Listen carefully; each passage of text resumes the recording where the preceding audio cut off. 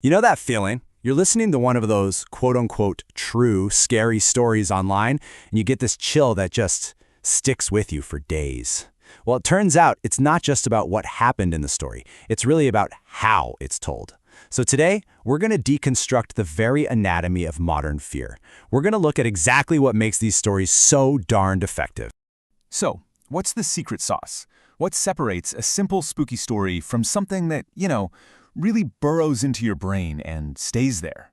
Well, the secret isn't just a jump scare or some monster. Nope, it's actually a really carefully constructed set of storytelling tricks, all designed to build this very specific, kind of suffocating dread. Okay, so here's how we're going to break it all down. First, we'll look at the basic anatomy of fear. Then, we'll dive into the idea of being lured into the trap. After that, we'll talk about what happens when home isn't safe, then move on to horror that goes beyond rational explanation, and we'll wrap it all up with the incredible power of the unresolved ending.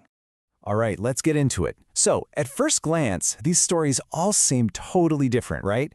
You've got a creepy dog-sitting job, a weird whistling in the woods, a strange light across a lake. But if you really start to look closer, you'll see they all follow these very distinct patterns, and they all tap into some of our most fundamental, deep-seated human fears. And here's the absolute key to all of this. They're designed to feel real. Like this could actually happen to you. The power comes from the way they're told, usually in the first person, packed with all these boring, mundane little details that make you feel like you're right there. And what that does is it just completely blurs that nice, comfortable line between you, the listener, and the victim in the story. Okay, so first up, let's talk about a classic horror setup, The Trap. This is the kind of story where the main character, and you, right along with them, gets lured into a really dangerous situation. And it's usually because of their own good intentions, their curiosity, or just, being tricked. And this whole trap narrative thing is just so effective because it basically weaponizes our own human instincts against us. Think about it. You see someone flashing an SOS signal. You want to help. You hear a weird noise. You get curious. These stories grab that totally natural impulse and twist it into the very thing that triggers the horror. A perfect example is the lake house story. The bait? An SOS signal flashing across the water. So of course the two friends kayak over to this abandoned house to check it out. And that's when they have that horrifying realization. The SOS wasn't real. It was just an old projector. It was a decoy, a deliberate trap. And the second they figure that out, the trap springs. They hear footsteps upstairs, and the chase is on. And sometimes the trap is way more psychological, way more insidious. Take the dog sitter story. The whole job was a setup from the very beginning. The homeowners? They weren't on vacation. They were right there, nearby, messing with the cameras, manipulating everything to try and corner her. The real terror here isn't just some guy hiding in the garage. It's the absolute betrayal. That final text message she gets? I know. That's the moment she realizes she was never, ever safe. That feeling of betrayal leads us perfectly into our next theme, and this one taps into a fear that's maybe even more primal. It's the fear of what happens when the one place on Earth you are supposed to be safe, your home, isn't. Just listen to this line from the Whistler story. It perfectly sets the scene, right? It establishes that initial feeling of total safety. You can just picture it, a quiet, isolated house out in the woods, the perfect, peaceful getaway. And that's exactly why what happens next is so terrifying. And this is the massive psychological shift that these stories create. The second that boundary is crossed, your home completely transforms. It stops being your refuge from the outside world, and it becomes a prison, a locked box. And the scariest part? You suddenly realize the threat is already inside with you.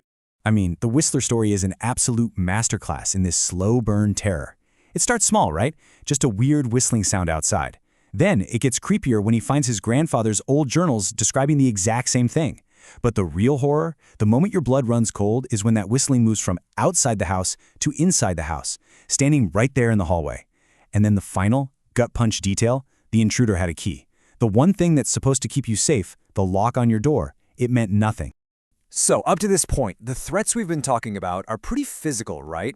A person in your house, a chase, but some of the deepest, most lasting horror is the kind that doesn't play by the rules of reality at all.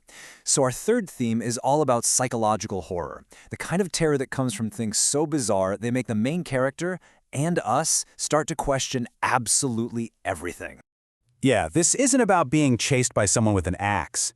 This is about the fear that you're losing your mind. The horror is all about that complete breakdown of logic. That terrifying moment when you realize you can't trust your own eyes or ears anymore. You can't trust the world around you to make sense.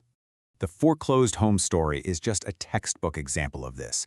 You've got a cell phone that rings, even though it has zero service. Then a disembodied voice whispers a warning not to answer a different phone. And then a rotary phone, a phone that is physically unplugged from the wall, starts ringing. Every single one of these things is impossible, and they just layer on top of each other, creating this deep, creeping dread that something is just fundamentally broken about this place. And this quote from the bartender story really gets to the core of it all. She sees this elderly couple, clear as day, but her coworker, who's known for noticing everything, swears up and down they were never there. So, were they ghosts? Was it a hallucination? The story gives you zero answers, and that not knowing, that is exactly what makes it so haunting.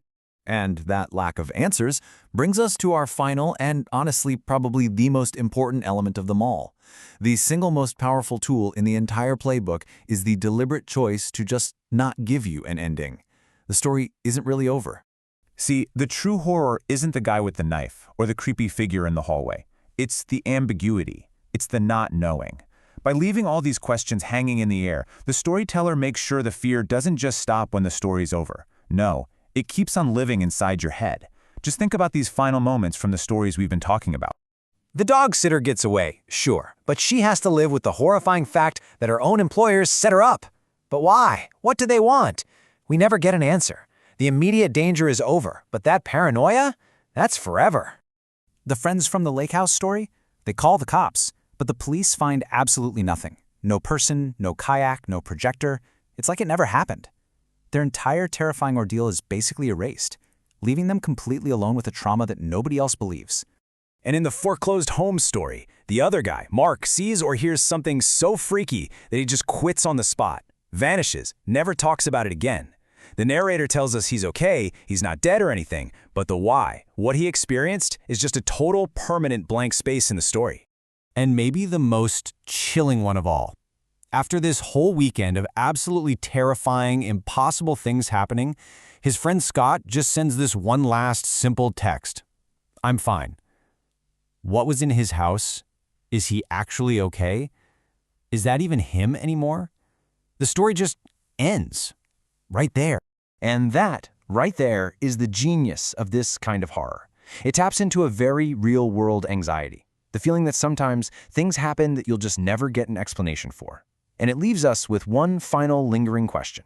If the story never truly ends, if the mystery is never, ever solved, does the fear?